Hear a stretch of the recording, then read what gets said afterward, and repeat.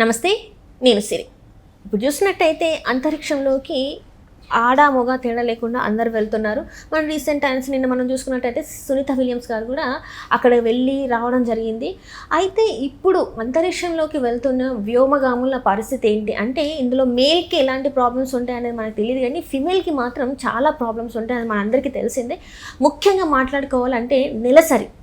మరి అంతరిక్షంలోకి వెళ్ళే ఈ వ్యోమగాముల నెలసరి పరిస్థితి ఏంటి, అసలు వీళ్ళకి మరి నెలసరి వస్తుందా రాదా, అసలు ఎలాంటి ప్రికాషన్స్ తీసుకుంటారు, మరి అక్కడికి వెళ్ళిన తర్వాత వాళ్ళ శానిటరీ ఎలా ఉంటుంది ఏంటి అనేది చాలా మందిలో మెదిలో ఒక క్వశ్చన్.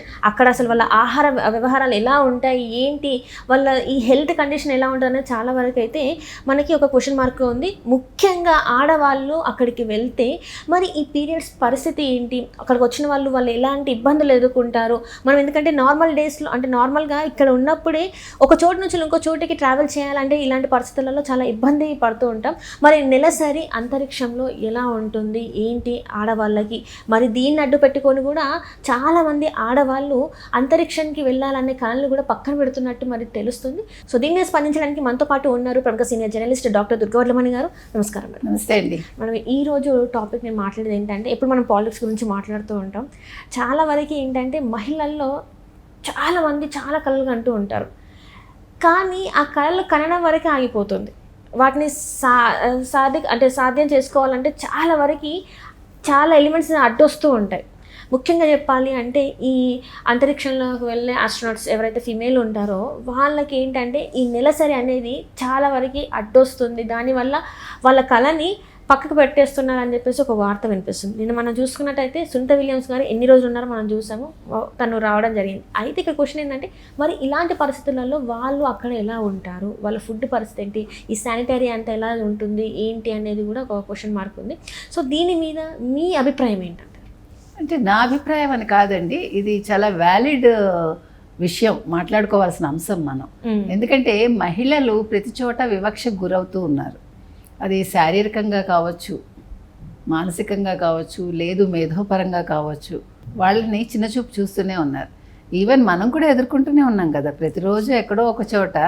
అంటే నీకేం తెలుసు అనే భావన మనకి ఈ రోజుకి కూడా ఈ క్షణానికి కూడా వాళ్ళ మొహంలో ఒక ప్రశ్నార్థకం అలాగే ఉంటుంది. వీళ్ళకేం తెలుసులే, ఆడపిల్ల, నువ్వు ఒక నువ్వు దీనికి మాత్రమే నువ్వు పరిమితం అవ్వాల్సిన వంటిల్లు అంతే అంతే. ఎంత బయటకు వచ్చి మనము ఉద్యోగాలు చేస్తున్నా కూడా ఇంకా మీరు నమ్ముతారో నమ్మరో, మన ఎంత కష్టపడి ఇప్పుడు కెమెరా ముందు ఎంత మాట్లాడినా కూడా ఈమెకి ఏం తెలుసులే అన్న కాడికి వస్తుంది. ఇది పర్సనల్గా నేను ఎదుర్కొంటున్నాను. ఇది అందరికీ ఉంటుందండి. ఈవెన్ నాకు కూడా, మీరు ఎంత చదివినా ఎంత మీరు అనుభవం సంపాదించినా ఇది ప్రతినిత్యం మనం ఎక్కడో ఒక చోట ఒక్కసారైనా ఎదుర్కొంటాం. అంటే వాళ్ళు చెప్పకపోవచ్చు పైకి, మీకు ఆ ఎక్స్ప్రెషన్లో తెలుసు, అర్థమైపోతుంది. మనకిచ్చే ప్రాధాన్యతలో కూడా అది కనిపిస్తుంది మనకి. ఎప్పుడూ కూడా మీరు పురుషుల తర్వాతే తప్ప పురుషుల కంటే ముందు మిమ్మల్ని ఉంచారు. ఎక్కడ ఉంచుతారు? వాళ్ళకి అవసరం లేని చోట. లేదు మీరు మహిళలు ఫస్ట్ మిమ్మల్ని గౌరవించాలి అనే ఒక పదంతో మనకి కట్టిపడేయడానికి చూస్తారు.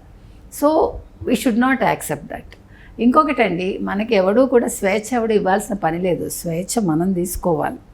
అవునా కదా? ఏదైనా సరే మనం సాధించుకోవాల్సిన పనే ఉంది, మనని మనం అలా మలుచుకోవాలి. ఫస్ట్ థింగ్ మనం చుట్టూ ఉండే వాళ్ళకు కూడా అది నేర్పించాలి. ఇక మీరు చెప్పినట్టు ఈ అంతరిక్ష విషయానికి వచ్చేసరికి, అంతరిక్ష మహిళా వ్యోమగాములు ఎదుర్కొనే ముఖ్యమైన సమస్య నెలసరి సమస్య. ఈ నెలసరి సమస్య వల్ల వాళ్ళు గతంలో వ్యోమగాములుగా మహిళల్ని తీసుకునేవాళ్ళు కాదు, అంటే రోదసీలోకి పంపించేవాళ్ళు కాదు. దానివల్ల వివక్షకు గురయ్యారు. అప్పుడు రియా సెడాన్ అనే ఒక ఆవిడ, ఒక మహిళా వ్యోమగామి, ప్రతిదానికి ఒక ప్రత్యామ్నాయం ఉంటుంది. సో ఈ నెలసరి విషయంలో కూడా ఆలోచిస్తే ఒక ప్రత్యామ్నాయం దొరకకపోదు, దీన్ని ఒక కారణంగా ఒక సాకుగా చూపించి మనం దీనికోసమని మనం అంతరిక్షంలోకి వెళ్ళడం మానేయకూడదు అని ఆవిడ పోరాటం చేశాక, ఆవిడ పోరాటం వల్ల మహిళలను తీసుకోవడం మొదలుపెట్టారు. ఇప్పుడు ఏంటంటే మనకి శానిటరీ నాప్కిన్స్ అవసరం అండి. సో ఈ వ్యోమగాముల్లో శానిటరీ నాప్కిన్స్ కూడా పెడతారు. పెట్టినప్పుడు ఏమవుతుందంటే బరువు పెరుగుతుంది. సో అందుకని తేలికపాటివి, అంటే వ్యోమగాముల్లో వెళ్ళగలిగేలాగా వీటిని కూడా తయారు చేయాలి. అంటే ప్రతిదీ బరువు అనేది చాలా ముఖ్యం కదా. మీరు అంతరిక్షంలోకి వెళ్ళాలంటే ప్రతిదీ బరువు చూసుకుంటారు. అందుకని అక్కడికి వెళ్ళాక డెన్సిటీ అనేది తగ్గుతుంది కదా, ప్రతిదానికి తగ్గుతుంది.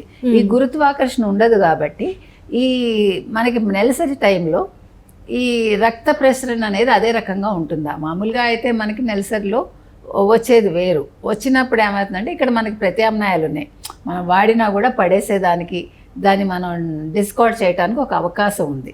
అక్కడ అలా చేయడానికి ఉందా లేదా, అదొక పెద్ద సమస్య. ఎందుకంటే అక్కడ చెత్తను పడేయడానికి ఉంది, కానీ ఇటువంటి చెత్తను అక్కడ అంటే ఈ రక్తాన్ని అక్కడ అది తీసుకుంటుందా లేదా, అదొక సమస్య. అప్పుడు అక్కడ మీకు మళ్ళీ ఏమవుతుంది, మొత్తం రోదసి అంతా అంతరిక్షం అంతా కూడా ఒక చెత్తలాగా తయారైపోతుంది. ప్లస్ భరించాలి, వాసన కూడా భరించలేం కదా.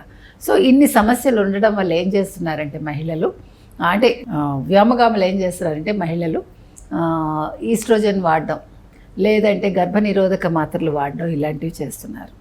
దీనివల్ల మీకే సైడ్ ఎఫెక్ట్స్ రావుట. ఎందుకంటే అక్కడ కండిషన్స్ ప్రకారం మనకి ఇప్పుడు అన్నీ కూడా మారుతాయి కదా, దీనివల్ల మీకు ప్రతికూల పరిస్థితులు ఉండవు, అంటే మీకేం సైడ్ ఎఫెక్ట్స్ రావు. ఇదొక సుగుణం మనకి.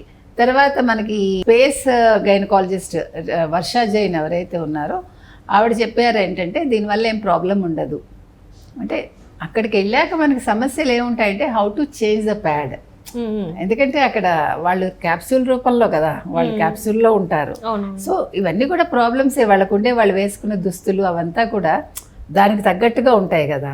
సో అంటే వీటన్నింటినీ అధిగమించి, మీకు గుర్తుందా కరోనా వచ్చిన కొత్తలో మనందరం డాక్టర్స్ని చూసి చాలా బాధపడేవాళ్ళం.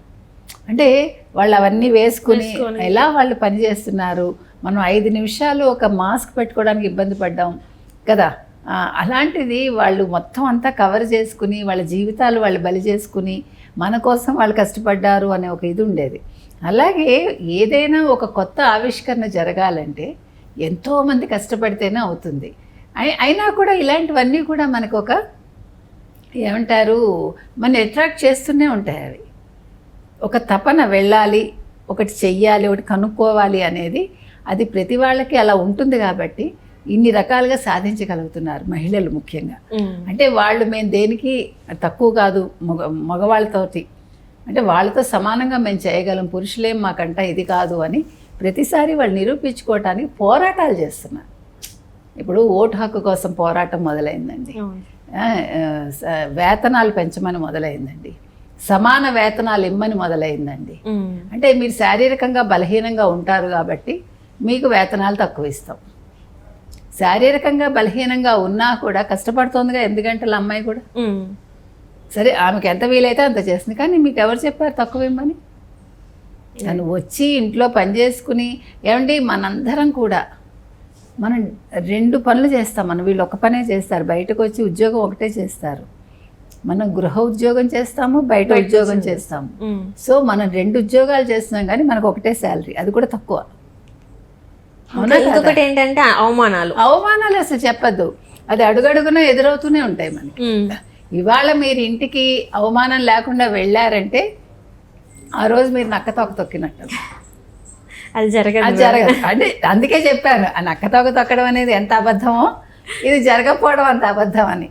అది నమ్మకం కాదు, ఊరికే ఒక సేయింగ్ లాగా చెప్పటం అంతే. ఏది ఏమైనా వ్యోమగాములు, మహిళా వ్యోమగాములు ఇన్ని కష్టాలు ఎదుర్కొంటారండి. వాళ్ళకి జుట్టు కూడా ఎంత సమస్య అండి.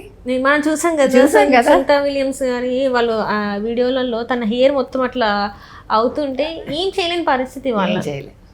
కానీ అవన్నీ ఎదుర్కొని వీళ్ళు వెళ్ళారు అంటే మనకి ఒక కల్పన చావ్లా. అసలు వాళ్ళందరినీ మనం అంటే గుర్తుపెట్టుకోవాలండి. మన మహిళలు ఈ రకంగా వాళ్ళ జీవితాలు ధారపోసారు. ఈవిడ సునీత విలియమ్స్ నిన్న రావడం అనేది నిజంగా చాలా ఆనందకరమైన విషయం మనకి. ఎందుకంటే ఆవిడ వస్తారా రారని ఒక భయం ఉంటుంది మనకి, ఒక మరో కల్పన చావ్లా అయిపోతారా ఈవిడ అని. కానీ బై గాడ్స్ గ్రేస్ ఆవిడ వచ్చారు, హెల్తీగా వచ్చారు, ఆవిడ అనుభవాలు పంచుకుంటున్నారు. ఆవిడ అనుభవాల మీద మనం ఇంకోసారి మాట్లాడుకుంటాం. Right, thank you so much.